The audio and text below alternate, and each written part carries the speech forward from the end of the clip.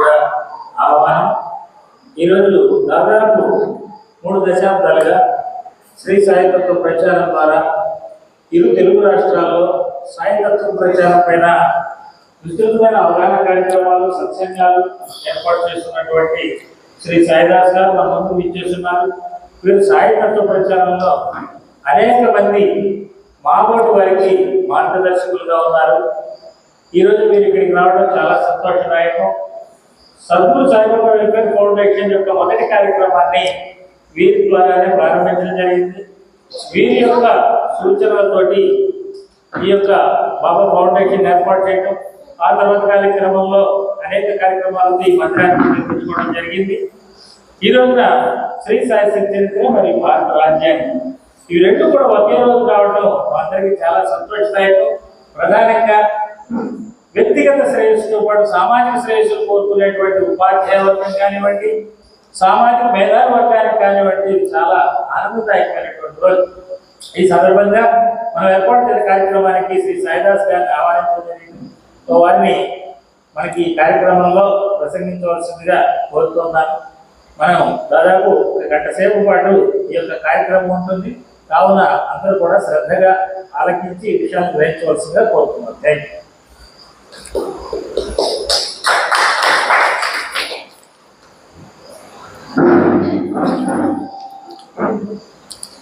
శ్రీ సచ్చిదానంద సమర్థ సద్గురు సాయినాథ మహారాజు की जय।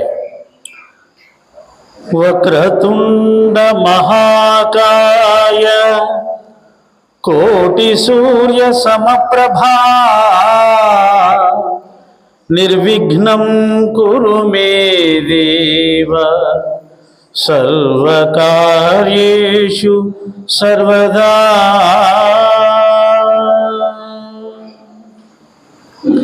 या कुन्देन्दु तुषारहारधवला या शुभ्रवस्त्रावृता या वीणावरदण्डमण्डितकरा या श्वेतपद्मासना या ब्रह्माच्युत शंकर प्रभृतिभिर्देवै सदा वंदिता सा मां पातु सरस्वती भगवती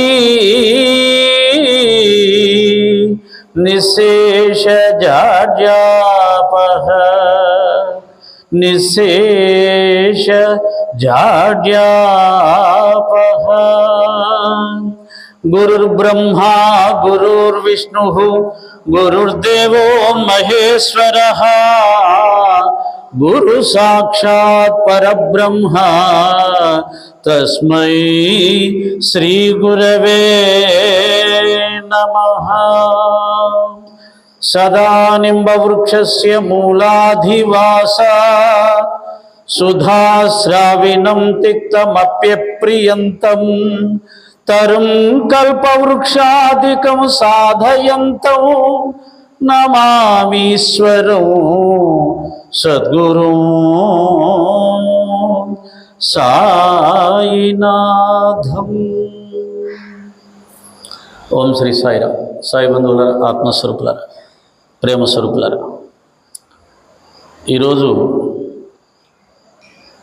రాజ్యాంగాన్ని ఆమోదించిన రోజుగా నాకైతే తెలియదు. పెద్దలు యూట్యూబ్ ఛానల్ ద్వారా వాటి ద్వారా పెట్టడం, అలాగే రజని ఇంతకుముందు ఎప్పుడో రజని నేను చెప్పాను అన్నాడు కానీ నాకు గుర్తులేదు.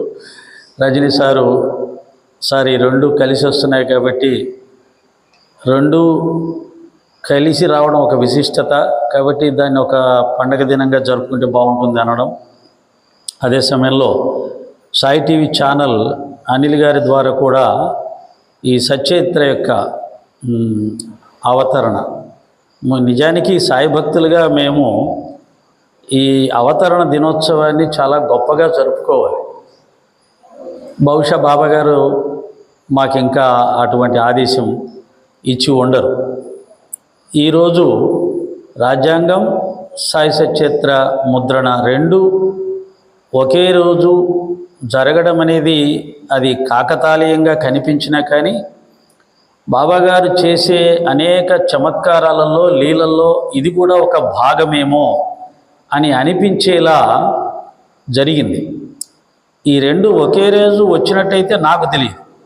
ముఖ్యంగా ఇంకా చెప్పాలి అంటే బహుశా నేను ఆధ్యాత్మిక ప్రపంచంలో ఎక్కడున్నానో నాకే తెలియదేమో. ఎందుకంటే సచ్చరిత్రే జీవితంగా జీవిస్తున్నటువంటి మేము సచరిత్ర అవతరణ దినాన్ని ఒక ప్రత్యేకంగా ఎందుకు భావించలేకపోయాం, ఎందుకు సంకల్పం రాలేదో తెలియదు. ఎందుకంటే బాబాగారు ఒక్కొక్కరికి ఒక్కొక్క బాధ్యత ఇస్తాడు, ఒక్కొక్కరి చేత ఒక్కొక్క కార్యక్రమాన్ని జరిపించుకుంటారు. ఆ భాగంలో మేము లేకపోవచ్చు.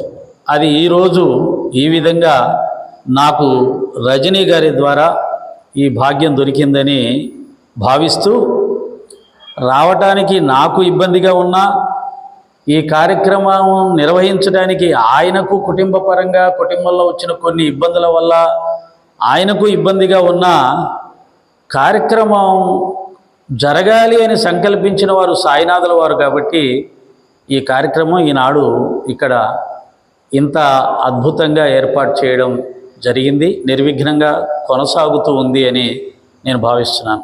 అలాగే ఆ చిన్నారులు ముగ్గురు కూడా బహుశా స్కూల్లో కూడా వాళ్ళు ఈ రాజ్యాంగ ఆమోద దినోత్సవం సందర్భంగా మాట్లాడి ఉంటారు. వారిని ఇక్కడ బాబాగారి సన్నిధానంలో తీసుకొచ్చి మాట్లాడించి బాబా బ్లెస్సింగ్స్ వారికి లభించేలా చేయాలని రజనీ సార్ కోరుకోవడం వల్ల ఆ పిల్లలు ఆ భాగ్యాన్ని కూడా పొందారు. చాలా సంతోషం. ముఖ్యంగా మా హరియారావు సార్ గారు, నాగమల్లేశ్వర సార్ గారు, ఇతర ఉపాధ్యాయులు, ఎందుకంటే గురువుల ముందు మాట్లాడడం అనేది ఒక పెద్ద సాహసం. అయినా జగద్గురువు ఉన్నాడు కదా, కాస్త ధైర్యాన్ని ఇవ్వకపోతాడని చెప్పి నేను కూడా వచ్చాను. అయినా విద్యార్థిలాగే వచ్చాను. అంటే ఒక అట్ట పెట్టుకొని దాని మీద చెప్పాల్సిన విషయాలు రాసుకొని భయభక్తులతోటి వచ్చాను. ఎందుకంటే గురువుల దగ్గర ఉపన్యాసం ఇది కాబట్టి. ఆ విధంగా ఇది ఒక గొప్ప అవకాశం, సుదినం. రజనీ సార్ చెప్పారు దాని గురించి. దాన్ని చెప్పడానికి ముందు నా గురువుగారికి సంబంధించి నాకు ఇష్టమైనటువంటి ఒక అభంగం. శ్రీ సద్గురు బాబా సాయి, ఓం శ్రీ సద్గురు బాబా సాయి, तुझवाचुनी आश्रय नाही भूतली, तुझवाचुनी आश्रय नाही भूतली. मी पापी पतित धीमंदा हो, मी पापी पतित धीमंदा, तारने मला गुरुनाथा झडकरी, तारने मला साईनाथा झडकरी. तू शांति क्षमेचा मेरू, तू शांति क्षमेचा मेरू, तुम्ही भवार्णवीचे तारू गुरुवरा, तुम्ही भवार्णवीचे तारू गुरुवरा. गुरुवरा मजसी पामरा आता उद्धरा, त्वरित लवलाई, त्वरित लवलाई. मी बुडतो भव भय डोई उद्धरा, मी बुडतो भव भय डोई उद्धरा. श्री सद्गुरु बाबा साई, ओम श्री सद्गुरु बाबा साई, तुझ वाचुनी आश्रय नाही భూతలి. దీని భావం ఏమిటంటే, బాబా నీవు తప్ప ఈ భూమి మీద నాకొక మరొక దిక్కు లేదు, నీవే మాకు దిక్కు సర్వస్వం అయి ఉన్నారు, మిమ్మల్ని మేము పూర్తిగా నమ్మి ఉన్నాం, మీ మీదే ఆధారపడి ఉన్నాం అనే భావాన్ని భక్తుడు వ్యక్తపరుస్తూ ఉన్నాడు. మేమందరం అటువంటి భావంలోనే ఉంటాం. అలాగే మీ పాపి పతిత ధీమందాహు, పాపులను పతితులను ఉద్ధరించడానికి వచ్చినటువంటి అవతారమే సమర్థ సద్గురు సాయిబాబా వారి అవతారం. అలాగే జడులము అజ్ఞానులము అయిన మనల్ని జ్ఞానం ప్రసాదించి మోక్షాన్ని ప్రసాదించడానికి వచ్చిన అవతారమే సాయినాథుని అవతారం. ఏమండి జడులమేంటి, మేము చదువుకున్నాం, చక్కగా పెద్ద పెద్ద డిగ్రీలు చేశాం అని అనుకోవచ్చు. ఐఏఎస్ ఆఫీసర్లు ఉంటారు, డాక్టర్లు ఉంటారు, ఇంజనీర్లు ఉంటారు, ఎంతోమంది మేధావులు ఎన్నో గొప్ప గొప్ప చదువులు చదివిన వాళ్ళు ఉంటారు. కానీ జ్ఞానం దృష్టితో చూసినప్పుడు అవన్నీ నిజమైన చదువులు కాదు అని గురువుల దృష్టితో ఆలోచించినప్పుడు తెలుస్తుంది. ఏది జ్ఞానం అనిపించుకుంటుంది అంటే ఆత్మజ్ఞానం తెలియడం మాత్రమే జ్ఞానం అనిపించుకుంటుంది. పరమాత్మనికి సంబంధించిన జ్ఞానం తెలిసిన వారే జ్ఞానులు. ఈ రెండూ తెలియనప్పుడు ఎన్ని చదువులు చదివినా వారు అజ్ఞానుల కిందే లెక్క అనేది ఆధ్యాత్మిక పరిభాషలో మహాత్ములు చెప్తారు. కనుక భగవంతుని గురించి తెలుసుకోవాలి, ఆత్మ గురించి తెలుసుకోవాలి. అప్పుడే జ్ఞానులు, విజ్ఞానులు, విద్యావేత్తలు అనిపించుకుంటారు. రామకృష్ణ పరమహంస ఏమి చదువుకోలేదు. ఆయన ఎవరన్నా వస్తే వాళ్ళని అడిగేవాడు, మీరు చదువుకున్నారా, జ్ఞానం పొందారా అని అడిగేవారు. నేను పలానా పెద్ద డిగ్రీ చేశానంటే అది కాదయ్యా, దేవుడి గురించి ఏమన్నా తెలుసుకున్నారా అని అడిగేవాడు అనమాట. ప్రహ్లాదుడు కూడా అదే అంటాడు, ఏరా విద్యలు చదువుకున్నావా గురువుల దగ్గర అంటే అన్ని విద్యలకు మూలమైనటువంటి నారాయణ విద్య నేర్చుకున్నాను నాన్న అంటాడు. అంటే అన్ని విద్యలకు మూలం పరమాత్మ. ఆ పరమాత్మ జ్ఞానాన్ని పొందడమే జ్ఞానం అనిపించుకుంటుంది. కనుక ఆ విధంగా మేము మూఢులమై ఉన్నాం, అలాగే జడులమై ఉన్నాం, జడ పదార్థాలమై ఉన్నాం. అంటే రాయి, రప్ప, చెట్టు, చేమ ఎలా ఉంటుందో భగవంతుని జ్ఞానం లేని మనిషి కూడా అలాగే వాటితో సమానంగానే చెప్పబడతాడు అని చెప్తూ ఉన్నాడు. అలాగే తుమి భవార్ణ వీచే తారు గురువరా అంటే ఈ భవసాగరాన్ని ఎంత జ్ఞానం ఉన్నా, ఎంత గొప్ప పదవిలో ఉన్నా, ఎంత ధనం ఉన్నా ఈ భవసాగరాన్ని ఈదడం అనేది చాలా కష్టం. మనందరం చూస్తూ ఉన్నాం. అన్నీ ఉన్న వాళ్ళు కూడా అనేక కష్టాలు పడుతున్నారు, అవమానాలు పడుతున్నారు. ఇంకా ఈ కలికాలంలో అయితే పెద్ద పెద్ద పదవుల్లో ఉండి కోటాను కోట్లు సంపాదించుకొని ఇంకా మనని మించిన వాళ్ళు ఎవరూ లేరు అన్న వాళ్ళు కూడా జైలుకి వెళ్తున్నారు, శిక్షలు అనుభవిస్తున్నారు. ఇదొక విచిత్రమైనటువంటి పరిస్థితి, ఆశ్చర్యం వేస్తుంది. ఉన్నతమైన విద్యలు, ఉన్నతమైన పదవులు, ఎంతో ధనం, కీర్తి పొందిన మహానుభావులు కూడా జైలుకి వెళ్తున్నారు. ఎందుకు వెళ్తున్నారు, ఏమిటి, బాధ ఏంటి, కష్టం ఏంటి అని ఆలోచించినప్పుడు బహుశా మహాత్ములు చెప్పినట్టుగా ఈ ఆధ్యాత్మిక జ్ఞానం అనేది లేకపోవడం వల్లనే ఇవన్నీ జరుగుతున్నాయేమో అని అనిపిస్తూ ఉంటుంది. కాబట్టి ఈ భవసాగరాన్ని సులభంగా ఈదడానికి సాయినాథుల వారు ఒక అద్భుతమైనటువంటి నావగా మనకు ఉపయోగపడతాడు. భక్తులందరూ కూడా ఈనాడు ప్రపంచమంతా సాయిబాబా వారి పాదాలు పట్టుకోవడానికి కారణం ఊరికనే కాదు. ఎవరు ఊరికనే ఏమీ చెయ్యరు. వాళ్ళ సమయాన్నంతా కేటాయించి, ధనాన్నంతా వెచ్చించి ఒక గురువుని ఆశ్రయించాలన్నా, ఒక దైవాన్ని ఆశ్రయించాలన్నా వారికి కూడా వారి ద్వారా అంతకు 100 రెట్లు ఉపయోగం ఉంటే తప్ప ఎవరు కూడా ఎవరిని ఆశ్రయించరు. అలా బాబా గారి ద్వారా అనేకమైన ప్రయోజనాలు పొందటం వల్లనే ఈనాడు ప్రపంచమంతా కూడా సాయిబాబా వారి భక్తులుగా మారిపోతూ ఉన్న విషయాన్ని మనం గమనిస్తూ ఉన్నాం. అయ్యా, నేను ఒక చిన్న పిల్లవాడిని, నీ ముందు నేను ఒక బొడతను చిన్నపిల్లవాడిని.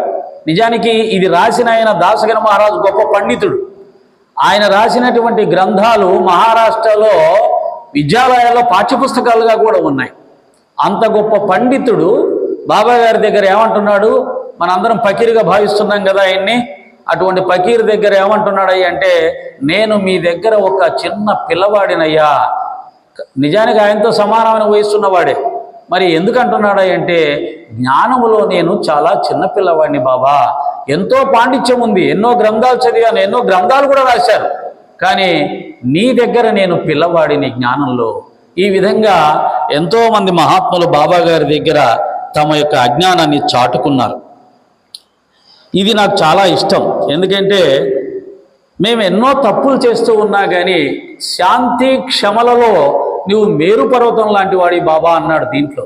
అంటే తెలిసో తెలియకో, అహంకారం వలనో, అజ్ఞానం వలనో, మాయ వలనో అన్నీ తెలిసినా కానీ తప్పులు చేయడం మానవ సహజం.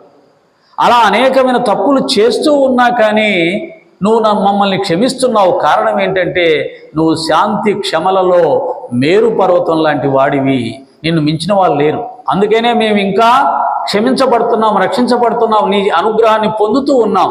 సత్యాన్ని అంగీకరించాడు. దాసుగను మహారాజు ఈ అభంగాన్ని రచించాడు. ఇక దేశానికి రాజ్యాంగం లభించింది. ఈరోజు భారత రాజ్యాంగం లభించింది. అలాగే సాయి భక్తులకు సచ్చరిత్ర లభించింది.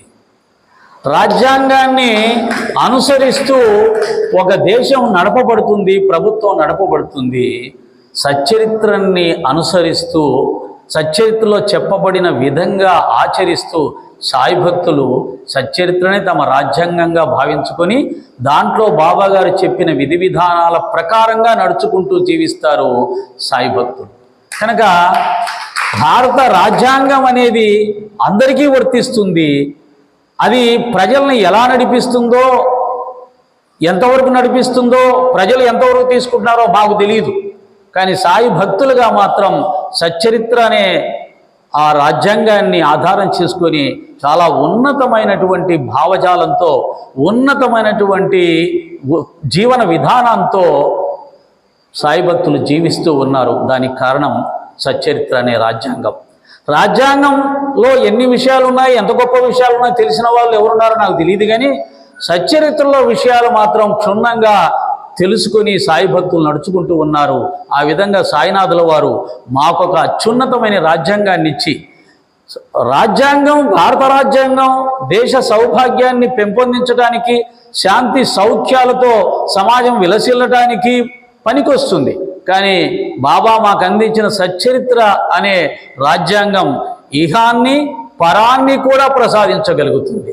భారత రాజ్యాంగానికి మోక్షాన్ని ఇచ్చే శక్తి లేదు, కానీ బాబా గారు ఇచ్చినటువంటి సచ్చరిత్రకి మోక్షాన్ని ఇచ్చే శక్తి కూడా ఉంది. ఆ విధంగా ఈ రాజ్యాంగం సాయి భక్తులకు చాలా చాలా ప్రత్యేకమైనది. అలాగే శ్రీ సాయి సచ్చరిత్రలోని మానవ జీవిత సూత్రాలు ఏమిటయ్యా అంటే ఇవే. రజనీ గారు చెప్పినట్టుగా రాజ్యాంగంలో పొందపరిచినటువంటి మానవీయ విలువలు ఏవైతే ఉన్నాయో ఆ విలువలని ఆధ్యాత్మిక కోణంలో ఇంకా మరికొంత ఉన్నతమైనటువంటి జ్ఞానంతో అందచేయడము గురువుగారు చేశారు. ఎందుకంటే గురువుగారి ద్వారా తప్ప ఇతర ఏ మార్గంలో కూడా ఉన్నతమైన జ్ఞానం వచ్చే అవకాశం లేదు. అత్యున్నతమైన జ్ఞానం ఎవరి ద్వారా వస్తుందంటే ఆధ్యాత్మికవేత్త ద్వారా వస్తుంది, ఆధ్యాత్మిక గురువు ద్వారా వస్తుంది. కాబట్టి బాబా గారు ఆధ్యాత్మిక గురువు కనుక, యోగి సామ్రాట్ కనుక ఆయన ద్వారా వచ్చినటువంటి ఈ యొక్క జీవన విధానము అన్ని విధాల శ్రేయోదాయకము. ఈ సచ్చరిత్ర ద్వారా మాకు ఏం లభిస్తుంది అంటే జీవితాన్ని శ్రద్ధ సహనాలతో జీవించేలా మాకు నేర్పించింది. శ్రద్ధ సహనం ఇది మీకు రాజ్యాంగంలో దొరకదు. సహనంతో జీవించినటువంటి వ్యక్తులు ఇహపరాల్లో దేన్నైనా సాధించగలుగుతారు. ఒక్క సహనం లేకపోవడం వల్ల సంసారాలు సైతం కూలిపోవడం, కలిసిమెలిసి జీవిస్తున్నటువంటి కుటుంబంలో కూడా కలతలు రావడం, స్నేహితులు కూడా విడిపోవడం, ఇవన్నీ దేని వల్ల జరుగుతున్నాయంటే ఒక్క సహనం అనేది లేకపోవడం వల్ల. గొడవలకి కారణం, కోపానికి కారణం, క్రోధానికి కారణం సహనం లేకపోవడం వల్ల. బాబాగారి భక్తులు బాబాగారి సచ్చరిత్ర ద్వారా నేర్చుకునేది ఏమిటి అంటే ఈ శ్రద్ధ సహనం. అంటే ఏ పని చేసినా శ్రద్ధతో చేయి, ఏకాగ్రతతో చేయి, మనస్ఫూర్తిగా చేయి. అలా చేయడం వల్ల నీ భౌతికమైనటువంటి జీవన విధానంలో రాణిస్తావు, ఆధ్యాత్మిక జీవితంలో కూడా రాణిస్తావు. అలాగే నీకు కష్టాలు వచ్చినప్పుడు, నష్టాలు వచ్చినప్పుడు, అవమానాలు వచ్చినప్పుడు సహనంతో ఉండు ధర్మరాజులాగా, సహనంతో ఉండు మహాత్మా గాంధీలాగా, సహనంతో ఉండు రామచంద్రుడిలాగా. ఖచ్చితంగా నువ్వు విజయాన్ని సాధిస్తావు. సంపూర్ణమైనటువంటి ఆనందం నీ కుటుంబంలో విలసిల్లుతుంది ఒక్క సహనాన్ని నేర్చుకుంటే. అటువంటి రెండు గొప్ప సూత్రాలు సచ్చరిత్ర అనే రాజ్యాంగం ద్వారా సాయి భక్తులు సంపాదించుకోగలిగారు. అలాగే సర్వ ప్రాణికోటిలో పరమాత్మను దర్శించి పూజించాలి అన్నాడు బాబాగారు. బాబాగారు ఇచ్చినటువంటి మాకు ఇంకొక ఆదేశం ఏంటి అంటే సర్వ ప్రాణికోటిలో నేను నివసిస్తూ ఉన్నాను కాబట్టి సర్వ ప్రాణికోటిలో ఉన్న నన్ను చూసి పూజించు అన్నాడు. ఇక ఎవరిని ద్వేషిస్తాం, ఎవరితో గొడవ పడతాం, ఎవరిని తక్కువ చేసి చూస్తాం. కుక్కన, నక్కన, పందిన లేదు, వాటిని కూడా ప్రేమించేలాగా సాయిబాబా గారి బోధ మాకు లభించింది. కాబట్టి సాయిబాబా భక్తులు పశుపక్షాదులని, సర్వజీవకోటిని కూడా సాయి స్వరూపంగా చూస్తూ రెస్పెక్ట్ చేస్తారు. ఇంతకంటే సమభావం ఏం కావాలి? రాజ్యాంగంలో చెప్పిన సమభావన అనేది ఎక్కడ వర్ధిల్లుతుందో, ఎక్కడ ఆచరించబడుతుందో మనకు తెలియదు. కులాలు, మతాలు, ప్రాంతాలు, ఎన్ని రకాల గొడవలు, ఎన్ని రకాల అవమానాలు, ఎన్ని రకాల విచ్చలవిడితనాలు ఈరోజు మనం చూస్తూ ఉన్నాం. రాజ్యాంగం అనేది ఒక గ్రంథంలో ఉండిపోయిన మహా అద్భుతమైనటువంటి నీతి సూత్రాలుగా మిగిలిపోయాయి తప్ప సమాజంలో పెద్ద పెద్ద వాళ్ళు కూడా దాన్ని ఆచరించట్లేదు. ఎదుటి మనిషి స్వేచ్ఛకు ఆటంకం కలిగించకుండా, ఎదుటి మనిషి యొక్క అభిప్రాయాలకు ఇబ్బంది కలిగించకుండా, వారి అభిప్రాయాలని అవమానించకుండా జీవించడమే నిజమైనటువంటి స్వేచ్ఛ. కానీ ఇప్పుడు సమాజంలో అటువంటి పరిస్థితులు ఉన్నాయా? మత స్వేచ్ఛ ఉందా? పత్రికా స్వేచ్ఛ ఉందా? వ్యక్తిగతమైనటువంటి స్వేచ్ఛ ఉందా? ఆరాధనా స్వేచ్ఛ ఉందా? ఎక్కడ కనిపించట్లేదు. ఎవరికి బలం ఉందో, ఎవరికి అధికారం ఉందో, ఎవరికి ధనం ఉందో వారికే అన్ని స్వేచ్ఛలు ఉన్నాయి. కానీ పేదవాడికి, మధ్యతరగతి వాడికి, నిజాయితీగా ఉన్నట్టు మాట్లాడేవాడికి ఆ స్వేచ్ఛ లేదు. అలాగే సమభావన ఉందా? కులాలు అంతరించిపోయాయా? మతాల గొడవలు తగ్గిపోయాయా? లేదు, అవి ఎక్కువైపోయాయి. ఆశ్చర్యం ఏంటంటే మత విద్వేషాలు ఎక్కువైపోయాయి, కులాల కుంపట్లు ఎక్కువైపోయాయి. కానీ బాబా గారు సర్వ ప్రాణికోటిలో ఉన్న నన్ను చూసి పూజించు అనే ఒకే ఒక సూత్రం ద్వారా సాయి భక్తులందరికీ కూడా అద్వైత జ్ఞానాన్ని అందించగలిగాడు. శంకరాచార్యులు చెప్పినటువంటి శంకర భగవత్పాదులు చెప్పినటువంటి భగవద్గీత చెప్పినటువంటి కుక్క మాంసం తినే చండాలుని యందు, బ్రాహ్మణుని యందు సమదృష్టి కలిగి ఉన్నవాడు జ్ఞాని అని భగవద్గీత చెప్పింది. ఆదిశంకరాచార్యులు అందరిలో పరమాత్మ ఒకే రీతిగా ఉన్నాడు, విశ్వమంతా వ్యాపించి పరమాత్మ చైతన్యం ఉంది, రెండు లేవు, ఉన్నది ఒక్కటే అని ఆదిశంకరాచార్యులు చెప్పారు. అదే సత్యాన్ని సాయినాథుల వారు చెప్పడమే కాదు, నిరూపించారు. కుక్కకు ఆకలేస్తే నాకు ఆకలేస్తుందని చెప్పి ఆ కుక్కకు అన్నం పెట్టిన తర్వాత నాకు కడుపు నిండిందమ్మా అని చెప్పినటువంటి ఏకైక అద్వైత శిఖరం సాయినాథుల వారు. అంత గొప్పగా ఆ యొక్క అద్వైత సిద్ధాంతాన్ని నిరూపించిన వాళ్ళు ప్రాక్టికల్గా భక్తులకి మరొకరు లేరు. అలాగే సబ్కా మాలిక్ ఏక్ హై, ఏకమేవా అద్వితీయం బ్రహ్మం, ఉన్నది బ్రహ్మం తప్ప మరొకటి ఏమీ లేదని చెప్పే వేదాలు. బ్రహ్మం ఒక్కటే, పరబ్రహ్మం ఒక్కటే అన్నాడు అన్నమయ్య. సబ్కా మాలిక్ ఏక్ హై అన్నాడు సాయిబాబా. సాయిబాబా అంటే మేము ఒప్పుకోం. పోనీ మన వాళ్ళు అన్న వాళ్ళు ఒప్పుకుంటారా? శంకరాచార్యులు చెప్పాడు కదా ఉన్నది ఒకటే అని, అద్వైతం రెండు లేవన్నాడు కదా. పోనీ వేదం చెప్పింది ఒప్పుకుంటావా? ఏకమేవా అద్వితీయం బ్రహ్మం అని అన్నమయ్య చెప్పింది ఒప్పుకుంటావా? బ్రహ్మం ఒకటే, పరబ్రహ్మం ఒకటే అని. పోనీ అదన్నా ఒప్పుకో, ఎందుకంటే వాళ్ళందరూ మన హిందువులు కదా. బాబా గారు అంటే ముస్లిం వేషంలో కనపడ్డాడు కూడా, ఆయన చెప్తే ఒప్పుకోవు. మరి మన వాళ్ళు కూడా చెప్పారు, అందరూ అదే చెప్పారు. కానీ బాబా చెప్తే మాత్రం ఒప్పుకోం అనే పరిస్థితులు తీసుకొని వస్తూ ఉన్నారు కొంతమంది. ఈ బాబా గారు ఎంత గొప్పవారయ్యా అంటే, తరచి చూస్తే, విచారణ చేసి చూస్తే మహాత్మా గాంధీ నుంచి వచ్చినటువంటి సబ్కా మాలిక్ ఏకై బాబా అన్నాడు. మహాత్మా గాంధీ కూడా అదే అన్నాడు. ఏ విధంగా అన్నాడు? రఘుపతి రాఘవ రాజారాం పతిత పావన సీతారాం, ఈశ్వరు అల్లా तेरो नाम सबको सम्मति दे भगवान. सबका मालिक ఏకన్నా ఒకటే, ఈశ్వర్ అల్లా తేరో నామ్. ఎవరి నామని? రాముని యొక్క పేరు అని చెప్పాడు. అది ఎక్కడి నుంచి వచ్చిందో తెలుసా? మహాత్మా గాంధీ గారు ఉపాసని బాబా గారిని దర్శించుకున్నారు. ఉపాసని బాబా గారు బాబా గారి యొక్క శిష్యుడు, భక్తుడు. ఈ సబ్కా మాలిక్ ఏక్ హై, దేవుడు ఒక్కడే అనేది గట్టి సూత్రం బలంగా వినిపించిన వారు సాయినాథుల వారు. చెప్పడమే కాదు, తనలోనే రాముణ్ణి, కృష్ణుణ్ణి, దత్తాత్రేయుని, ఆంజనేయ స్వామిని, ఈశ్వరుణ్ణి, సకల దేవతల్ని చూపించాడు. కాబట్టి అది బాగా భక్తులకు బలంగా నాటుకుపోయింది.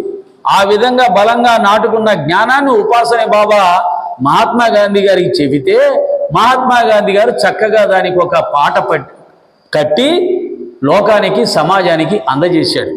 ఇప్పుడు మహాత్మా గాంధీ నచ్చట్లా, బాబా గారు నచ్చట్లా, మహాత్ములు ఎవరు నచ్చట్లా, కొట్టండి చంపండి నరకండి అనేవాళ్ళు నచ్చుతున్నారు అన్నమాట. సన్యాసులు స్వామీజీలు కూడా ఇలాగే తయారయ్యారు.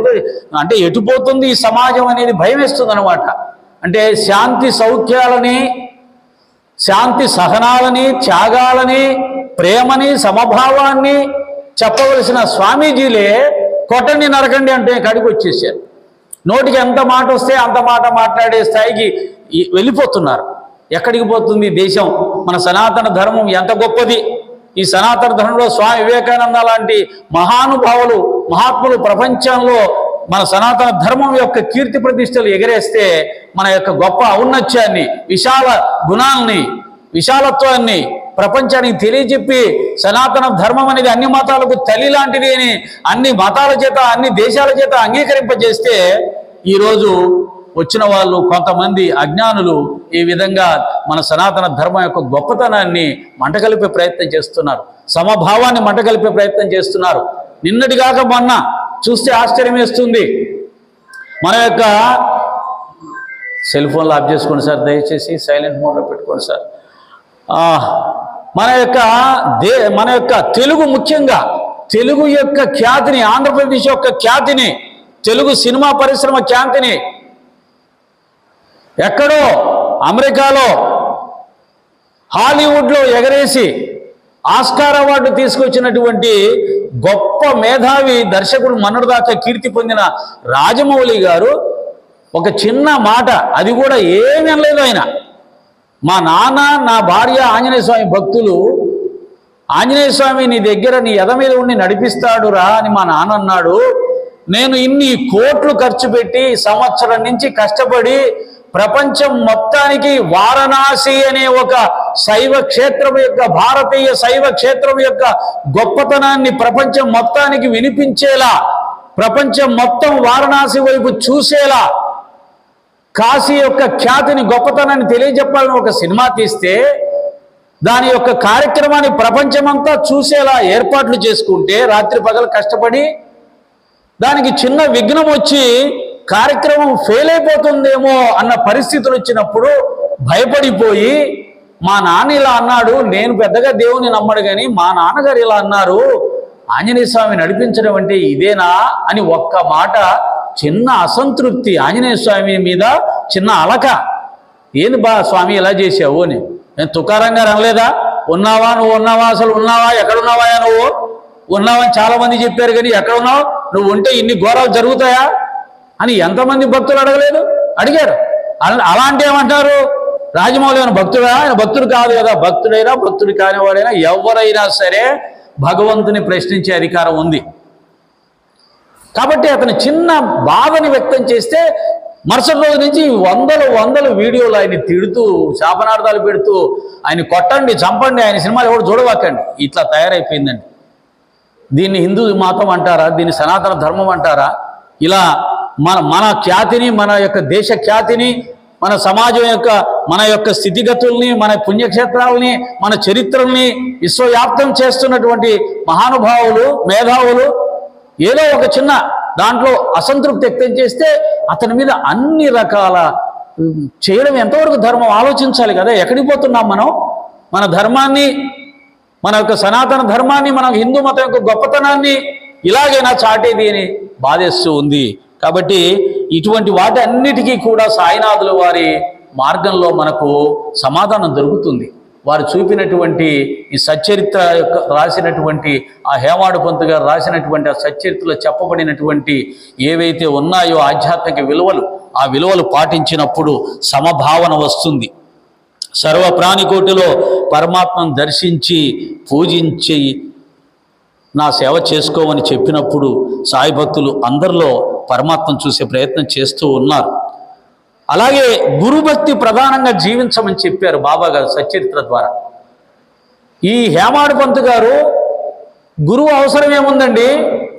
గురువు ఏం చేస్తాడు? నా మిత్రుని యొక్క కుమారుడికి జబ్బు వస్తే ఆ యొక్క మిత్రుని గురువుని తీసుకొచ్చి పక్కన కూర్చోబెడితే కూడా ఆ పిల్లవాడిని బతికించలేకపోయాడు, చచ్చిపోయాడు. కాబట్టి గురువు అవసరం ఏముంది అని కొట్లాడినవాడు, గురువు మీద అలిగినవాడు, రాజమౌళి లాగే. అసలు గురువు అవసరమే లేదు, మనమే ఉద్ధరించుకోవాలి.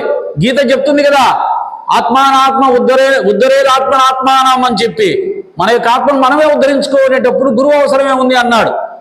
అటువంటి మొండివాడైనటువంటి గురువు మీద వ్యతిరేకత ఏర్పాటు చేసుకున్నటువంటి హేమాడు పంత్ గారు సాయిబాబా గారి దర్శనానికి వచ్చిన తర్వాత ఆ గురువు యొక్క గొప్పతనం తెలుసుకొని గురువు యొక్క గొప్పతనం గురించి రాసిన గ్రంథాలలో తలమానికమైనటువంటి గ్రంథాన్ని 810 పేజీలతోటి అద్భుతమైన గ్రంథాన్ని రచించాడు. ఇందాక రజనీ సార్ చెప్పినట్టుగా ప్రపంచ భాషలలో ఒక గీత, ఒక ఖురాన్ తర్వాత అన్ని భాషలలో తర్జమా చేయబడినటువంటి గ్రంథం ఏదైనా ఉంది అంటే అది కూడా ఒక గురువుకు సంబంధించిన గ్రంథం. ఒక గీత ఉంది అంటే మన హిందూ మతానికి సంబంధించిన గ్రంథం, అది ఖురాన్ ఉంది అని అంటే అది ముస్లింకు సంబంధించిన గ్రంథం, బైబుల్ ఉందంటే క్రిస్టియన్స్ సంబంధించిన గ్రంథం, ఒక మతానికి సంబంధించిన గ్రంథం. కానీ ఒక గురువుకు సంబంధించిన గ్రంథం మత గ్రంథాలతో సమానంగా ఇన్ని భాషలలో తర్జమా చేయబడ్డం ఏకైక గ్రంథం ఏదైనా ఉందండి సచ్చరిత్ర గ్రంథం, అది బాబా గారి యొక్క గ్రంథం. అది దాన్ని బట్టి తెలుస్తుంది బాబా యొక్క అవతారం ఏమిటి, ఆ గొప్పతనం ఏంటి అని దాన్ని బట్టి తెలుసుకోవచ్చు. అలాగే మరొక రహస్యం ఉంది, ఎప్పుడు చెప్పుకుంటుంటాం, మనం హిందువులమే కానీ ఎంతమంది ఇంట్లో భగవద్గీత ఉంది అంటే ఎంతమంది చేతులు ఎత్తుతారు, ఎంతమంది ఇంట్లో రామాయణం ఉందంటే ఎంతమంది చేతులు ఎత్తుతారు. ఉండడం సరే, ఎంతమంది చదువుతున్నారంటే ఎంతమంది చేతులు ఎత్తుతారు. చదివామండి, రోజు చదివే వాళ్ళు ఎంతమంది అంటే ఎంతమంది, ఒక్కరు కూడా ఉండరు. రోజు నేను రామాయణం చదువుతాను, రోజు నేను గీత చదువుతాను అని అనేవాళ్ళు ఎంతమంది ఉంటారు? ఎవరో పూర్వకాలం సంప్రదాయంలో ఉన్న వాళ్ళు ఎవరన్నా అమ్మమ్మలు తాతయ్యలు ఉంటే ఉండవచ్చు, వారికి నమస్కారం. కానీ ప్రతి నిత్యం పారాయణం చేయబడుతున్న గ్రంథం ఏదైనా ఉంది ఈ దేశంలో ఎక్కువ మంది హిందువుల చేత అంటే అది ఒక సచ్చరిత్ర అని ధైర్యంగా చెప్పొచ్చు. సచ్చరిత్ర నిత్య పారాయణ గ్రంథంగా, నిత్య పారాయణ గ్రంథం అని దాని మీద ఉంది. మనం రామాయణం మీద రాయలా నిత్య పారాయణ గ్రంథం అని, భగవద్గీత మీద రాయలా నిత్య పారాయణ గ్రంథం అని చెప్పి, కానీ సచ్చరిత్ర మీద నిత్య పారాయణ గ్రంథం అని రాశారు.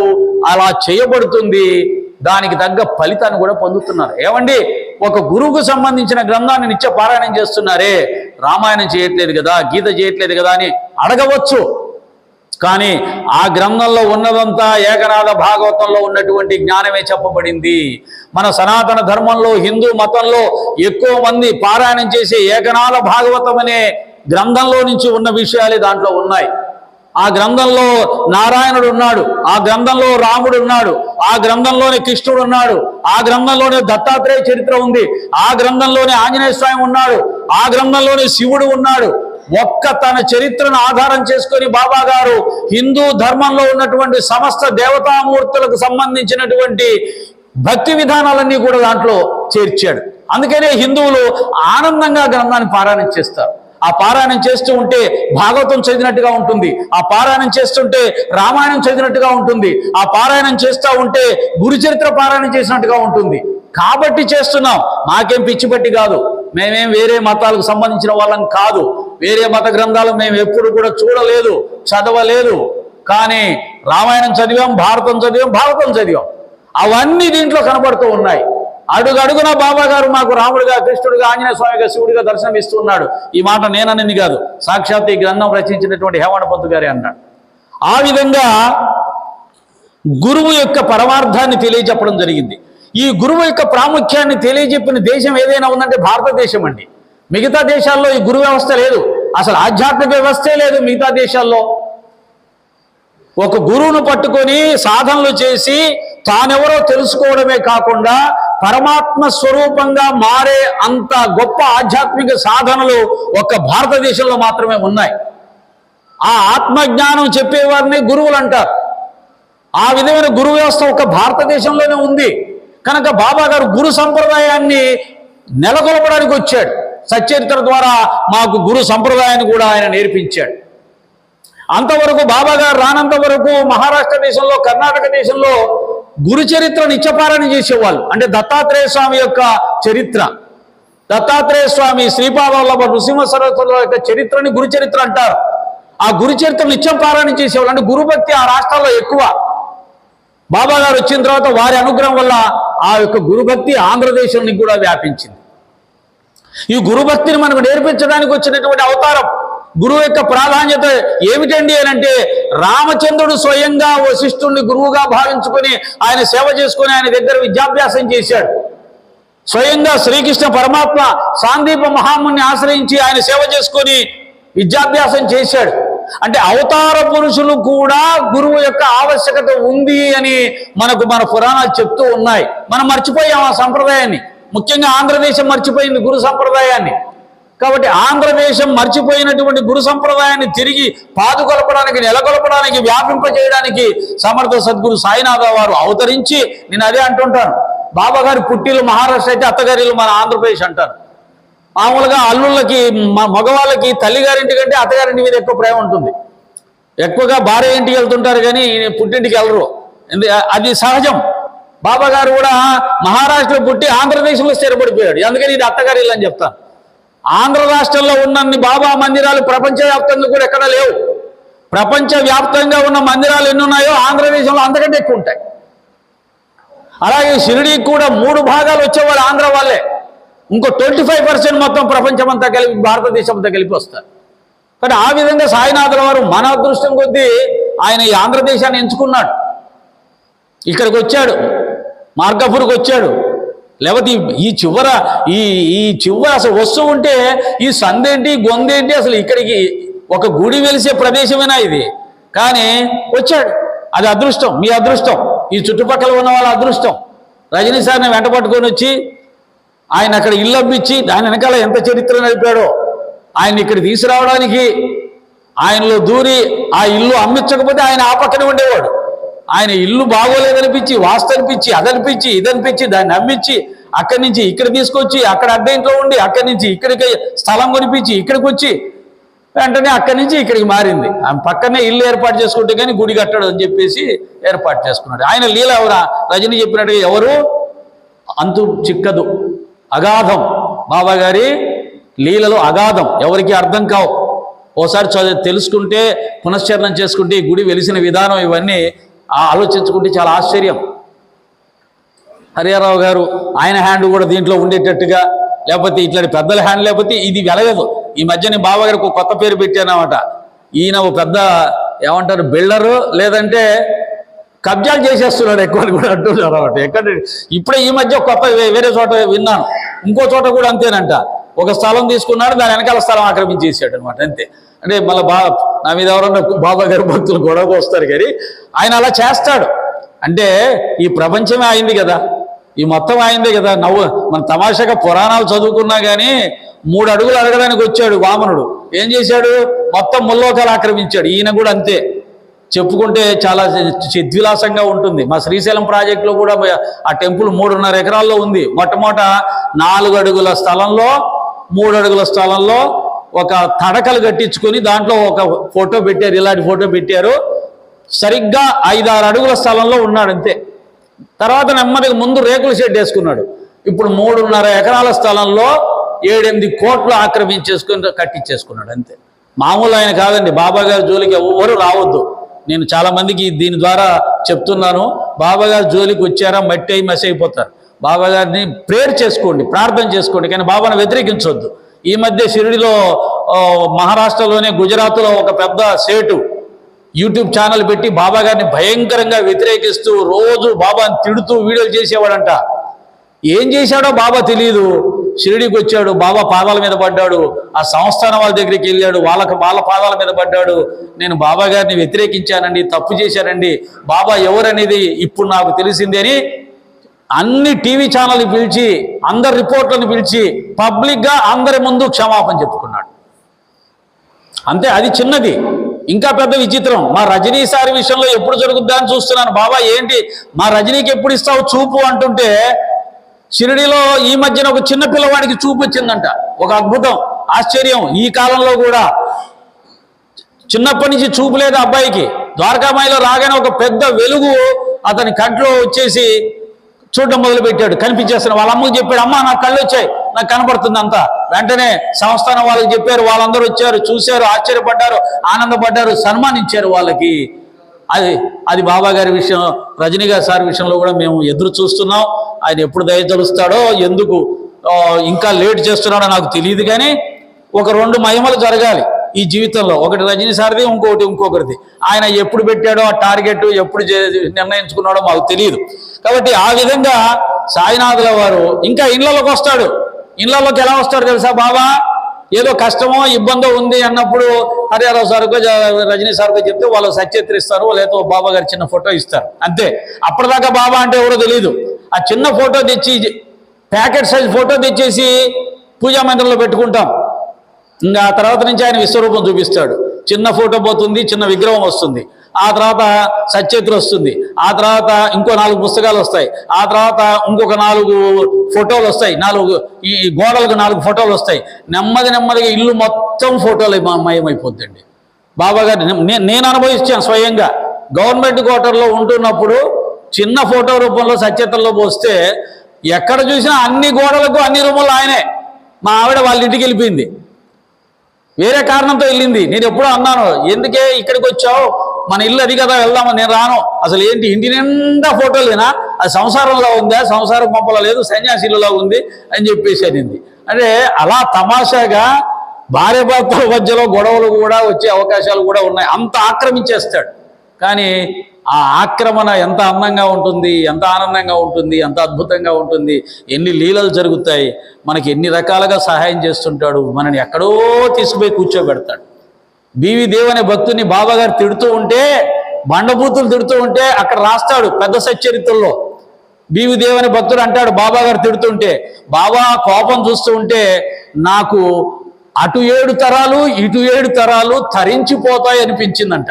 బాబా గారు తిడుతుంటే ఆయనకి ఏమనిపించింది? అటు 7 తరాలు ఇటు 7 తరాలు మోక్షం పొందుతారంట. అంత అందంగా తిడతాడు, అంత అందంగా అనుగ్రహిస్తాడు, అంత అందంగా ఆక్రమిస్తాడు. ఏది చెప్పినా అందమే సాయినాథుల వారి విషయంలో. ఆ విధంగా ఇప్పుడు నేను చెప్పింది చిన్న ఊర్లలో చిన్న స్థలాలు ప్రపంచం మొత్తాన్ని ఆక్రమించాడండి బాబు. ప్రపంచం మొత్తాన్ని ఆక్రమించాడు. అమెరికాని ఆక్రమించాడు, బ్రిటన్ ఆక్రమించాడు, ఇంగ్లాండ్ ఆక్రమించాడు, ఆస్ట్రేలియా ఆక్రమించాడు. 100 కోట్లు ఖర్చు పెట్టి అమెరికాలో స్థలం కొనాలంటే ఆలోచించండి, ఆస్ట్రేలియాలో స్థలం కొనాలంటే ఆలోచించండి. చిన్న గుడిలాగా ఉండదు మళ్ళీ బాబా గారి గుడి అంటే. ఒక 4-5 ఎకరాలు తీసుకుంటే కానీ గుడి కుదరదు. ఆ విధంగా 100,000 కోట్లు పెట్టి కూడా బాబా గారికి మందిరాలు కడుతున్నారు. ఏం అవసరం అండి? ఆయన ఒక ఫకీరు, ఒక ముస్లిం, ఆయన గుడి కడితే ఏమొస్తుంది? ఏదో వచ్చింది కాబట్టి కడుతున్నారు. ఊరికే ఎందుకు కడతారు? అంతకు 100 రెట్లు వాళ్ళకి ఇచ్చాడు కాబట్టే కడుతున్నారు. ఊరికే ఎందుకు కడతాడు? శక్తిమంతుడండి. శక్తిమంతుని ఎవరు ఆపుతారు? సూర్యుని ఎవరు ఆపుతారు? అరచేతిని అడ్డం పెట్టి సూర్యకాంతిని ఆపుతారా? ఆ విధంగా బాబా గారి వ్యాప్తిని ఎవరు ఆపలేరు. ఎవరన్నా ఇంకా అలాంటి ప్రయత్నం చేస్తే బాబా గారు మన చూపించిన లీలలు ఊరికొకడు చూపిస్తాడు.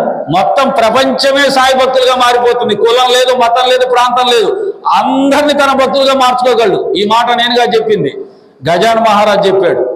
ఏమండి, మనం అంతా ఇంత కష్టపడుతున్నాం కదా భక్తి వ్యాపింపజేయడానికి, ధర్మాన్ని వ్యాపింపజేయడానికి. ఎవడూ మారట్లేదు కదా స్వామి, ఎట్లా అనంటే అప్పుడు గజాన్ మహారాజ్ అన్నాడు, ఒరే పిచ్చోడా, మన ప్రయత్నం మనం చేద్దాం. షిరిడీలో మా అన్నగారు ఉండనే ఉన్నారు కదా, ఆయన తలుచుకుంటే కను రెప్పపాటు కాలంలో ప్రపంచం మొత్తాన్ని మార్చగలడు అని చెప్పాడు. అది గజాన్ మహారాజ్ చెప్పినటువంటి సత్యం. మహాత్ములకు మహాత్ముడి గురించి తెలుస్తుంది, మూర్ఖులకి, అజ్ఞానులకి, అహంకారులకి ఏం తెలుస్తుంది? కాబట్టి ఒక మెహర్ బాబా అన్నాడు, బాబా గారి గురించి నాకు తెలిసినంతగా మీకు తెలిస్తే మీరు మరొక దేవుని పూజించరు అన్నాడు మెహర్ బాబా. అవతార్ మెహర్ బాబా అన్నాడు. ఇలా చెప్పిన వాళ్ళు ఎంతో మంది మహాత్ములు ఉన్నారు. స్వామి శివానంద స్వామి హిమాలయాల్లో మహాయోగి, సాయిబాబా వారు సాక్షాత్ దత్తాత్రేయ స్వరూపం అన్నాడు. గణపతి సచ్చిదానంద స్వామి అన్నాడు. ఇలా ఎందరో మహాత్ములు, సిద్ధ పురుషులు బాబా గారి యొక్క గొప్పతనాన్ని అంగీకరించడం జరిగింది. కాబట్టి ఈ విధంగా శ్రీ సాయి సచరిత్రలోని మానవ జీవిత సూత్రాలు ఏమిటి అంటే, జీవితాన్ని శ్రద్ధా సహనాలతో కొనసాగించాలి. సర్వప్రాణికోటిలో కూడా పరమాత్మను చూస్తూ సమభావాన్ని ఏర్పాటు చేసుకోవాలి. గురుభక్తి ప్రధానంగా జీవించాలి. గురుభక్తి వచ్చేంత వరకు దైవభక్తి అవగాహనలోకి రాదు. మనందరికీ అనుకుంటాం రాముడు అంటే అర్థమయ్యాడు, కృష్ణుడు అంటే అర్థమయ్యాడు, శివుడు అంటే అర్థమయ్యాడు అని మనం అనుకుంటున్నాం. కానీ బాబా గారు కానీ లేదా ఇతర ఏ గురువు అయినా సరే ఆత్మసాక్షాత్కారం పొందిన గురువు జీవితంలోకి వస్తే తప్ప శివుడన్న అర్థం కాదు, రాముడన్న అర్థం కాదు, కృష్ణుడు అర్థం కాదు. అవి అర్థం కావాలంటే గురువు జీవితంలోకి రావాలి. కాబట్టి గురువు యొక్క ఆవశ్యకతను బాబా గారు మనకు తెలియజేశారు. అలాగే గురువు బోధనలు అనుసరించి జీవించడం సచరిత్ర మనకు నేర్పిస్తూ ఉంది. గురు బోధనలు ఆచరించినప్పుడే మన జీవితం పాపరహితం అవుతుంది, పుణ్యంతో ప్రకాశిస్తుంది. పాప కర్మల ఫలితాలు లేకుండా పుణ్యకర్మల ఫలితాలు అనుభవించడం అంటే ఒక గురువు బోధన వల్ల సాధ్యమవుతుంది. జీవితంలో తప్పులు చేయకుండా, తప్పుడు ఆలోచన లేకుండా జీవితం అంతా పవిత్రంగా ఉండాలి అని అంటే ఒక్క గురువు ఇచ్చే జ్ఞానం వల్ల మాత్రం సాధ్యమవుతుంది. కాబట్టి గురువు జీవితంలోకి రానంత వరకు ఒక రకమైన జీవితం, గురువు జీవితంలోకి వచ్చిన తర్వాత ఒక రకమైన జీవితం ఉంటుంది. కాబట్టి బాబా గారి భక్తులు బాబా గారిని గురువుగా భావించుకుంటే తప్పకుండా సచ్చరిత్రలో చెప్పినటువంటి బోధనలను అనుసరిస్తూ జీవించినప్పుడే సంపూర్ణమైన ఫలితాలు పొందుతాం. సాయి భక్తులై నుండి కూడా చాలా మంది తప్పులు చేసే వాళ్ళు ఉన్నారు. కారణం సచ్చరిత్రలో ఉన్నటువంటి చెప్పబడినటువంటి విధి విధానాలతో జీవించకపోవడమే. భక్తి వేరు, ఆచరణ వేరు. నేను భక్తుడి అనుకుంటే కుదరదు. రావణ బ్రహ్మ కూడా భక్తుడే, కానీ సకుటుంబ సపరివార సమేతంగా చంపబడ్డాడు. కాబట్టి భక్తి ఒక్కటే చాలదు, నీ జీవన విధానంలో కూడా పవిత్రత ఉండాలి, నీ జీవిత విధానం కూడా నైతిక విలువలతో కూడి ఉండాలి. అప్పుడే నిజమైనటువంటి అనుగ్రహం సంపూర్ణంగా లభిస్తుంది. ఆ విధంగా మనకు ప్రధానమైన గురుబోధ ఏమిటి అంటే ఆత్మజ్ఞానం. నేను ఆత్మనే ఉన్నాను, నేను ఈ దేహాన్ని కాదు అని తెలుసుకోవాలి. ఆ ఒక్క అవకాశం ఒక్క మనిషికి మాత్రమే ఇచ్చాడు దేవుడు. నువ్వు ఆత్మవి, నువ్వు పరమాత్మవి, నీకు మరణం లేదు, నీకు ఆకలి లేదు, దప్పిక లేదు, నీకు ఏమీ లేదు. నిన్ను ఆయుధములు ఛేదించలేవు, నిన్ను అగ్నిలో వేసినా కాలిపో, నిన్ను భయంకరమైన పెను తుఫాన్లో ఉంచినా కానీ నీకు ఏ విధమైనది కాదు. ఎందుకంటే వాటన్నిటికంటే అతీతంగా ఉన్నటువంటి ఆత్మస్వరూపుడివి నువ్వు అనే జ్ఞానం ఒక గురువు ద్వారా లభిస్తుంది. అది తెలుసుకోవాలి.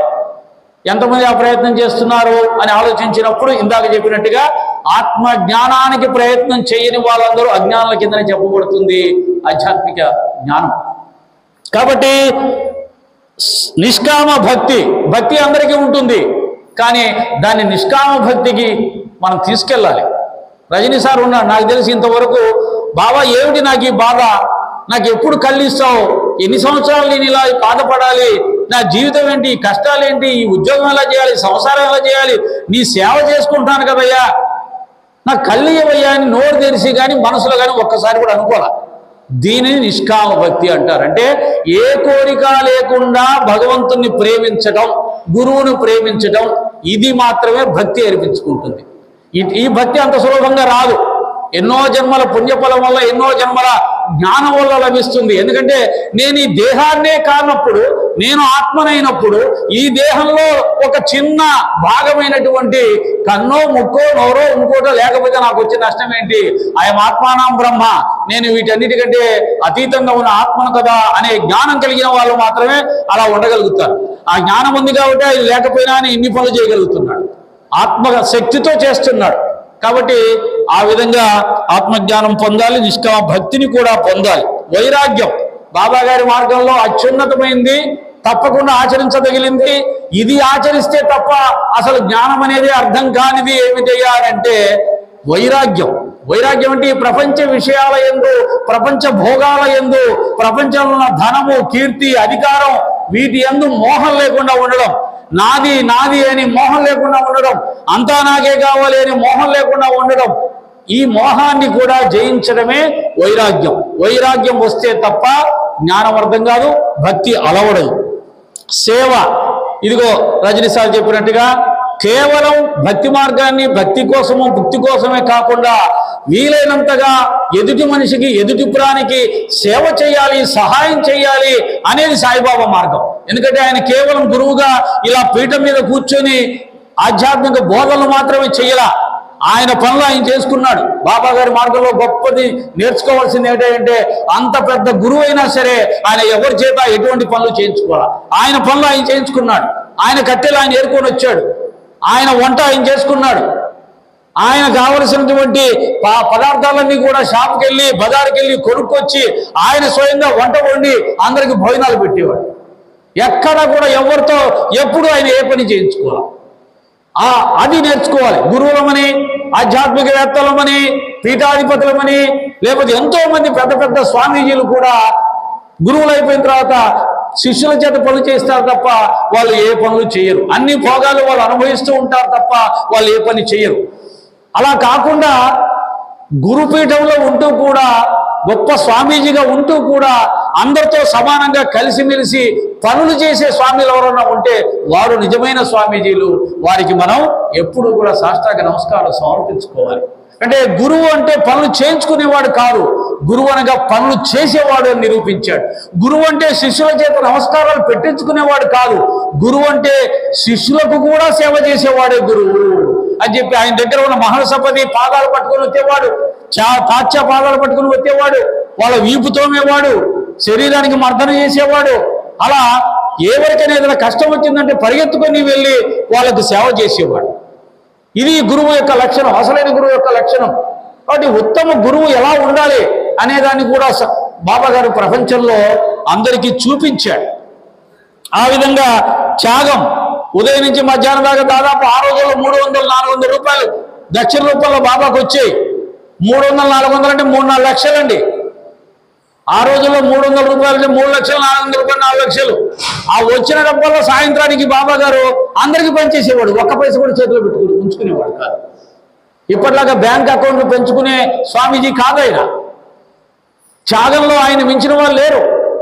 ఏ ఒక్క విషయం చంద్రుడికైనా మచ్చందేమో కానీ బాబా గారికి మచ్చలేదండి. ఆకాశంలో అందమైన ఓ చందమామా, నీకన్నా బహు అందగాడు మా సాయినాథుడమ్మా అని ఒక పాట పాడతాడు మా వరప్రసాద్. కాబట్టి ఆకాశంలో చందమామకైనా మచ్చుందేమో కానీ బాబా గారి జీవితంలో మచ్చలేదు. ఆ విధంగా అన్ని రకాలుగా ఉత్తమమైనటువంటి జీవన విధానాన్ని, యోగి విధానాన్ని, గురువు విధానాన్ని, గురువు లక్షణాలని తెలియజెప్పాడు. డబ్బు ప్రోగు చేసేవాడు ఎప్పుడు గురువు కాలేడని చెప్పాడు లోకానికి. డబ్బుతో అవసరం ఏముంది? ప్రపంచాన్ని శాసించేవాడు, ప్రపంచాన్ని సృష్టించేవాడు, సమస్తం వ్యాపించి ఉన్నటువంటి వాడు. ఆయనకేంటి డబ్బుతో మనకు అవసరం, ఆయనకేం అవసరం? డబ్బుతో అవసరం ఉంది అనుకుంటే వాళ్ళు గురువు కాలేరు. కాబట్టి లోకంలో కనిపిస్తున్న గురువులందరూ గురువులు కాదు. గురువు అనంటే సద్గురువు, ఆత్మ సాక్షాత్కారం పొందిన గురువు, ఆత్మస్వరూపంగా ఉన్న గురువు అయితేనే నిజమైనటువంటి పరిపూర్ణమైన గురువు అనే మనం తెలుసుకోవాలి. అలాగే సమభావన, కుల మత ప్రాంత వర్గ భేదాలు లేకుండా అందరినీ సమానంగా చూడు. ఇంతకుముందు చెప్పినట్టుగా ఆయన తింటున్నటువంటి ఆ తమిరేరు డక్కులోకి పందులు, కుక్కలు వచ్చి తింటున్నా కానీ ఆయన తరిమేవాడు కాదు. ఆయన తింటున్నటువంటి గిన్నెలో నుంచి పందులు, కుక్కలు, కాకులు మూతి పెట్టి తింటుంటే కూడా తరిమేవాడు కాదు. అంత సమభావన, అంత సమభావన ఇంతవరకు ప్రపంచంలో ఏ యోగీశ్వరుడు, ఏ గురువు, ఏ సిద్ధపురుషుడు కూడా చూపించాలా. అంత గొప్పగా ఆయన సమభావాన్ని పాటించాడు. నిరహంకారం, అహంకారం లేదు. మన అందరికీ సమస్యలు ఎక్కడి నుంచి వస్తున్నాయి? అహంకారం నుంచి వస్తున్నాయి. నేను భర్త, నేను భార్య, నేను తండ్రి, నేను తల్లి, నేను అధికారిని, నేను టీచర్ని, నేను అది, నేను హెడ్ మాస్టర్ని, నేను ఇలా అది అనుకుని నేను అనుకుంటూ మనం ఇతరులతోటి ఇబ్బందులు పడుతూ ఉంటాం, సమస్యలు తెచ్చుకుంటూ ఉంటాం.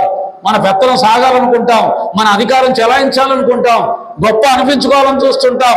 కానీ దాన్ని అహంకారం అంటారు. బాబాగారు ఆ అహంకారాన్ని ఎప్పుడు కూడా దగ్గరికి రానివ్వలేదు. దానికి ఉదాహరణ నానావళి అనే ఒక శిష్యుడు, భక్తుడు, పిచ్చివాడు.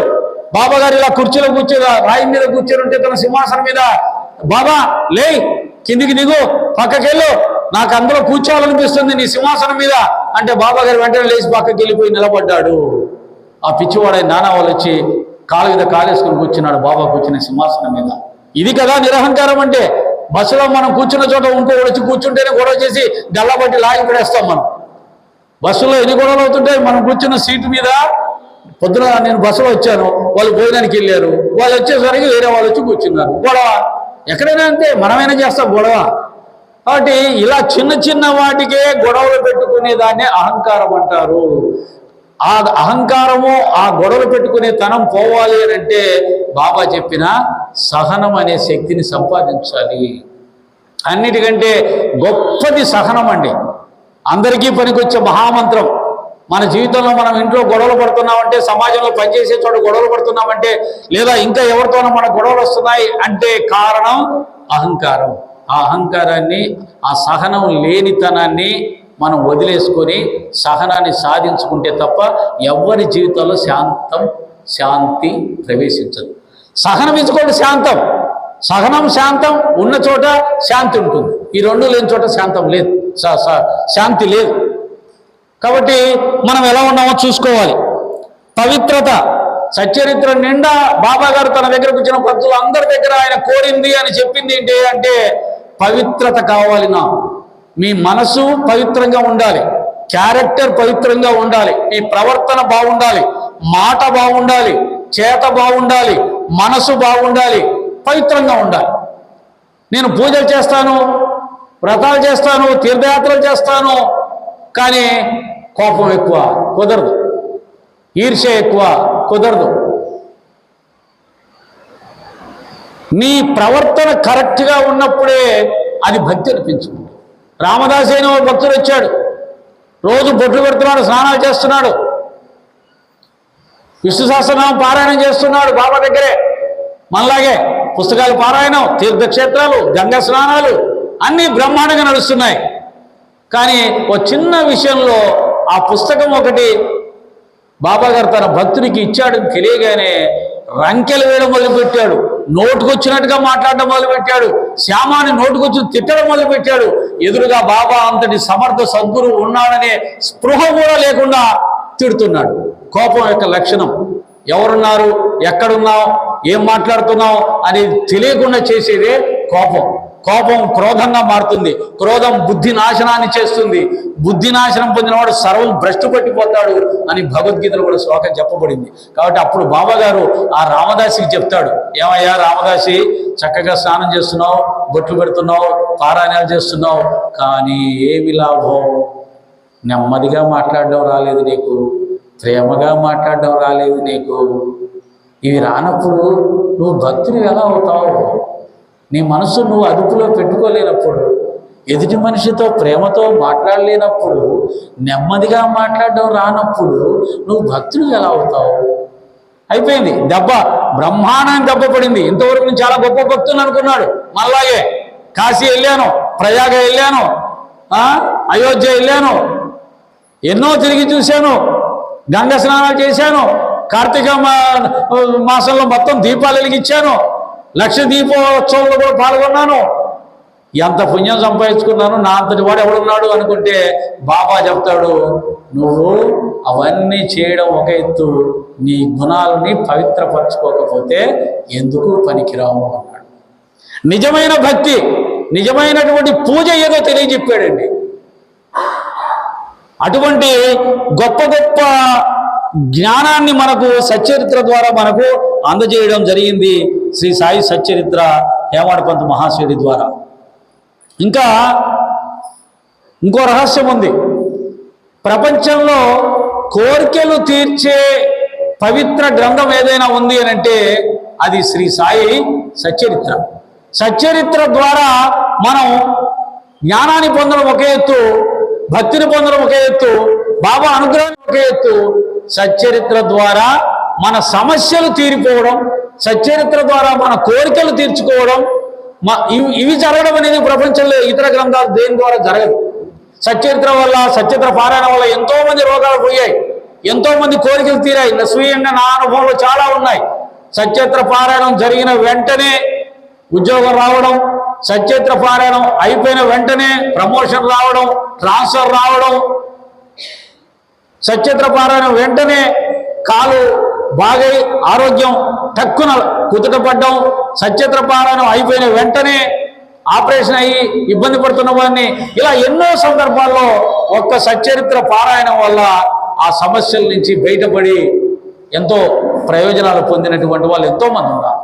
ఆ విధంగా జ్ఞానంతో పాటు, భక్తితో పాటు నిత్య జీవితంలో ఉన్నటువంటి సమస్యలను కూడా పరిష్కరించే శక్తి, మహిమ సచ్చరిత్రకు లభించింది. ఈ విధంగా రెండు రకాల ప్రయోజనాలను ప్రసాదించే గ్రంథం ఏదైనా ఉందంటే బాబా గారి సచ్చరిత్ర. అలాగే సచ్చరిత్రలో బాబా గారు మనలాంటి మనుషుల యొక్క బలహీనతల్ని అనేక సందర్భాల్లో తన దగ్గరికి వచ్చిన భక్తులను ఆధారం చేసుకొని వాళ్ళలో ఉన్నటువంటి బలహీనతల్ని తెలియజెప్పి ఆ బలహీనతలు తొలగించుకునేలాగా తన భక్తుల్ని నడిపించాడు. అవన్నీ చదివినప్పుడు అనిపిస్తుంది, ఒరే ఈ బలహీనత నాలో కూడా ఉంది కదా, నేను కూడా దీన్ని వదిలేసుకోవాలి కదా అని ఎవరైనా వివేకవంతులు ఉంటే ఆలోచించుకుంటారు. పండరిపురం పీడర్ అని ఒక భక్తుడు వస్తాడు బాబా దగ్గరికి. బాబా గారికి నమస్కారం పెట్టి అక్కడ కూర్చొని ఉంటాడు. అప్పుడు బాబా ఒక మాట అంటాడు, జనులు ఎంతటి టక్కరులు ఎదుట వచ్చి కాళ్ళ మీద పడి నమస్కారం పెడతారు, పక్కకి పోయి విమర్శిస్తారు అన్నాడు బాబా. ఈ క్యారెక్టర్ చూడండి మన అందరిలో ఉంటుంది. మనకెవరైనా ఒక వ్యక్తి అవసరం ఉంటే ఆ అవసరం ఉన్న వ్యక్తి దగ్గరికి వెళ్ళి బ్రహ్మాండంగా పొగుడతాం. సార్ మిమ్మల్ని మించిన వాళ్ళు లేరు సార్, అసలు మీరే సార్, మీరు రాముడు కృష్ణుడు దేవుడు మీరే సార్, మీ దయ ఉంటే మాకు సమస్య తీరిపోతుంది సార్, మీరు ఎలాగైనా సహాయం చేయాలి సార్ అంటాం.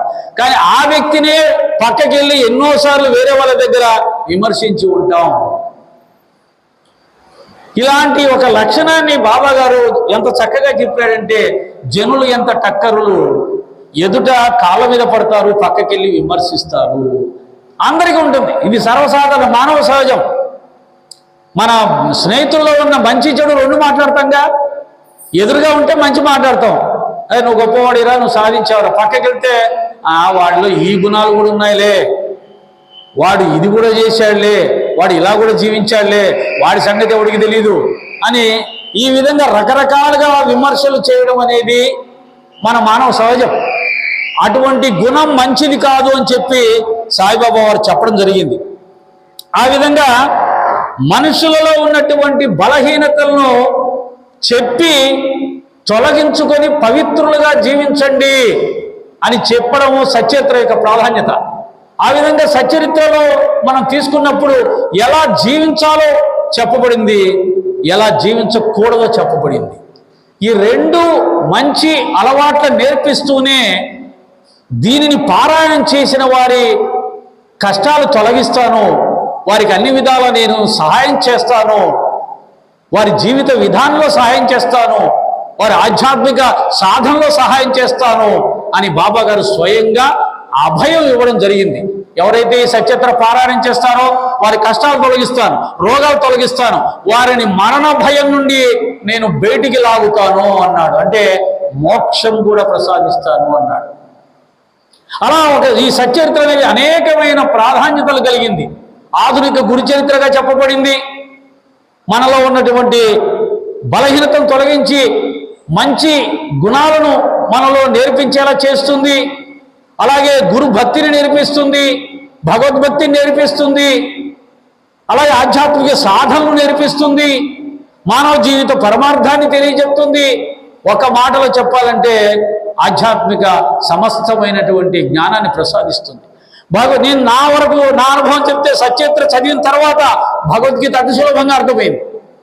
భగవద్గీత అందరికీ అర్థమయ్యే గ్రంథం కాదు, దాంట్లో అంత లోతైన జ్ఞానం ఉంటుంది. కానీ బాబా అనుగ్రహం వల్ల, ఆశీర్వాదం వల్ల సచ్చరిత్ర జ్ఞానం లభించిన తర్వాత భగవద్గీత సులభంగా అర్థమైంది. ఎందుకంటే ఏమీ లేదు, చిన్న రహస్యం, సచ్చరిత్రలో వైరాగ్యం ఉంది, సచ్చరిత్రలో సమభావన ఉంది. ఈ రెండు వస్తే మొత్తం జ్ఞానం అంతా అర్థమైనట్టే. సమభావన, వైరాగ్యం, అంతే. సచ్చరిత్ర భగవద్గీతలో ఉన్న మొత్తం వైరాగ్యమే. ఆత్మ సంయమన యోగం అన్నాడు అనుకోండి, మొత్తం అదే. జ్ఞానయోగం అన్నాడు అనుకోండి, మొత్తం అదే. కర్మయోగం అన్నాడు అనుకోండి, మొత్తం అదే. వైరాగ్యం, వైరాగ్యం, వైరాగ్యం. అలాగే వైరాగ్యం రావాలి, సమభావన, ఆత్మజ్ఞానంతో సమభావన వస్తుంది. కాబట్టి సచ్చరిత్ర చదివిన తర్వాత సమస్తమైనటువంటి శాస్త్రాలు, అర్థం కాని శాస్త్రాలు ఎన్నైనా ఉండని. చాలా మంది అంటారు 6 శాస్త్రాలు, 7 శాస్త్రాలు, ఉపనిషత్తులు, వేదాలు ఏమైనా తీసుకురా, ప్రపంచంలో ఉన్న వాంగ్మయం అంతా తీసుకురా, మొత్తం తీసుకొచ్చినా సరే వాటి అన్నిటి జ్ఞానం ఒక్కటే, ఆత్మజ్ఞానం. ఆ ఆత్మజ్ఞానాన్ని సాయినాథుల వారు అతి సులభంగా ఆచరించి చూపించారు, మనకు అర్థమయ్యేలా చేశారు. అంత గొప్ప గ్రంథం సచ్చరిత్ర. కనుకనే ఈనాడు ఈ సచ్చరిత్ర అనే గ్రంథాన్ని సాయి భక్తులు, ముఖ్యంగా మన ఆంధ్రులు, భారతీయుల్లో అనేక మంది నిత్యపారాయణంగా చదువుతూ ఉన్నారు, అనేక ప్రయోజనాలు పొందుతున్నారు.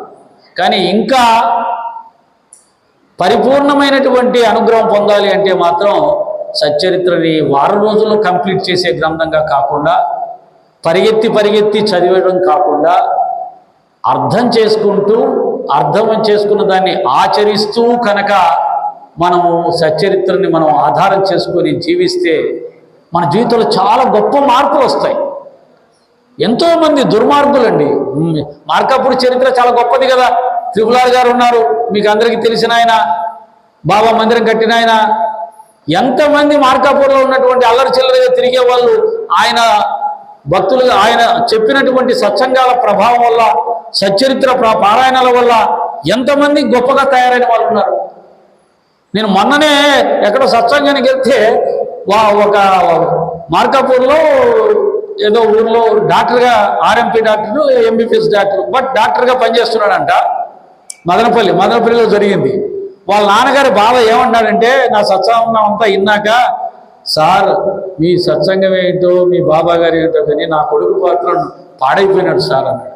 అదేంటి నాకు అర్థం కాల. త్రిపులార్ గారి వల్ల నా కొడుకు పాడైపోయినాడు సార్, పూర్తిగా పాడైనాడు అన్నాడు. త్రిపులార్ గారి వల్ల పాడవడం ఏంటబ్బా, కొత్తగా వింటున్నానే, ఏం సార్ ఏం జరిగింది చెప్పండి అంటే, వాడు ఎవరి దగ్గర పైసా తీసుకోడు సార్, అందరికీ ఉచితంగా వైద్యం చేస్తాడు, ఎవరన్నా ఇస్తే తీసుకుంటాడు లేకపోతే తీసుకోడు సార్, కుటుంబం ఎట్లా నడుస్తుంది సార్ అంటే దాని అర్థం ఏంటి, గొప్ప సేవ చేస్తున్నాడు, గొప్ప మహాత్ముడిగా ఎదిగాడు. డాక్టర్ రాజశేఖర రెడ్డి గారు రూపాయి వైద్యం చేసినట్టుగా ఆ అబ్బాయి కూడా వైద్యుల దగ్గర పీడించకుండా ఉచిత వైద్యం చేస్తున్నాడు, సేవ చేస్తున్నాడు. కాకపోతే కుటుంబ పరంగా ఆలోచించేప్పుడు ఏమైంది, అందరిలాగా లక్షలు సంపాదించట్లేదు, కోట్లు సంపాదించట్లేదు, మరి మా భార్య పిల్లలు ఎలా సార్, ఏమైపోవాలి సార్ అంటున్నాడు. అంటే ఆధ్యాత్మికంగా ఒక మనిషిగా గొప్ప ఉన్నత స్థితికి వచ్చాడు.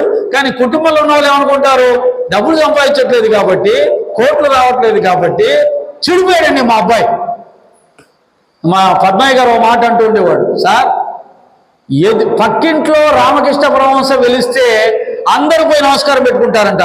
పక్కింటి అబ్బాయి ఎంత గొప్ప భక్తుడు అయ్యాడు, ఎంత మహాత్ముడు అయ్యాడు అని చెప్పి నమస్కారం పెట్టుకుంటాడు. వాడింట్లో వాడి కొడుకో ఎవడన్నా రామకృష్ణ పరమహంస భక్తుడు అయిపోతున్నాడు, దరిద్రుడా నాశనం అయిపోతున్నావు, పాడైపోతున్నావు, ఇంత భక్తి అవసరమా, ఎవడు చెప్పారో నీకు, ఈ గుళ్ళు గోపురాలు మానే, ఈ చిన్న వయసులో ఇవన్నీ ఏంటి అని చెప్పి అరుస్తాం. పక్కింట్లో అయితే మాత్రం నమస్కారం పెట్టుకుంటాం. అలాగా పాపం నేను ఆశ్చర్యపోయాను. వాళ్ళ ఏమంటే మీ అబ్బాయి చాలా గొప్పవాడు అయ్యాడు కదండి. ఏం గొప్పవాడు సార్, భార్య పిల్లల్ని సాకేది లేదు, తల్లిదండ్రులను చూసేది లేదు, వాడు ఉచితంగా వైద్యం చేస్తూ గొప్పవాడైతే సరిపోయిందా అంట. అలా ఉంటాయి ఆధ్యాత్మిక ప్రయోజనాలు. రామకృష్ణ పరమహంసని అనుకున్న వాళ్ళు ఉన్నారు, స్వామి వివేకానందని అనుకున్న వాళ్ళు ఉన్నారు, అందరినీ అనుకుంటారు.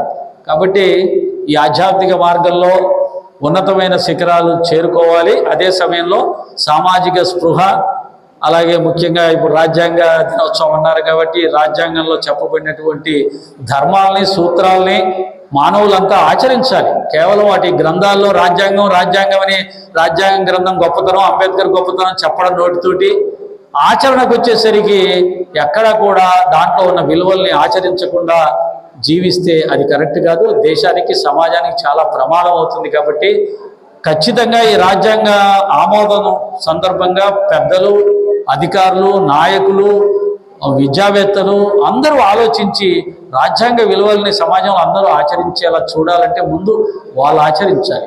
చెప్పేది ఒకటి, చేసేది ఒకటి చేసినంత కాలం సమాజంలో ఎప్పుడూ కూడా నిజమైన విలువలతోటి సమాజం నడవదు. అది భక్తి కానీ భౌతికం కానీ మనం చెప్పేది ఖచ్చితంగా ఆచరించాలి. ఆ ఆచరణనే సాయిబాబా గారి యొక్క జీవన విధానంలో మనకు కనిపిస్తుంది. వైరాగ్యం ఆయన ఆచరించాడు, త్యాగం ఆచరించాడు, సేవ ఆచరించాడు, ప్రేమ ఆచరించాడు, సమభావం ఆచరించాడు, సమస్తం ఆచరించి చూపించాడు. అది సాయిబాబా గారి జీవితం. సచ్చరిత్రే సాయిబాబా, సాయిబాబే సచ్చరిత్ర, సాయిబాబా గారి ప్రతిరూపమే సచ్చరిత్ర. సచ్చరిత్రను నువ్వు పూజిస్తే బాబాను పూజించినట్టే. కానీ కేవలం సచ్చరిత్రను పూజించడం కాదు, సచ్చరిత్రలో చెప్పబడిన జ్ఞానాన్ని ఆచరించాలి. ఆ ఆచరించినప్పుడు మాత్రమే సాయి తత్వం నిజంగా సమాజంలో విస్తరిస్తుంది, గౌరవించబడుతుంది అని తెలియజేస్తూ ఈ మహా అవకాశాన్ని ఇచ్చినటువంటి బాబా గారికి, అలాగే రజనీ సార్కి, హరిహరరావు సార్ గారికి, ఇంకా వచ్చినటువంటి శ్రద్ధగా ఉన్నటువంటి పెద్దలందరికీ కూడా అనేక నమస్కారాలు తెలియజేస్తూ సెలవు తీసుకుంటాను. సాయిరామ్.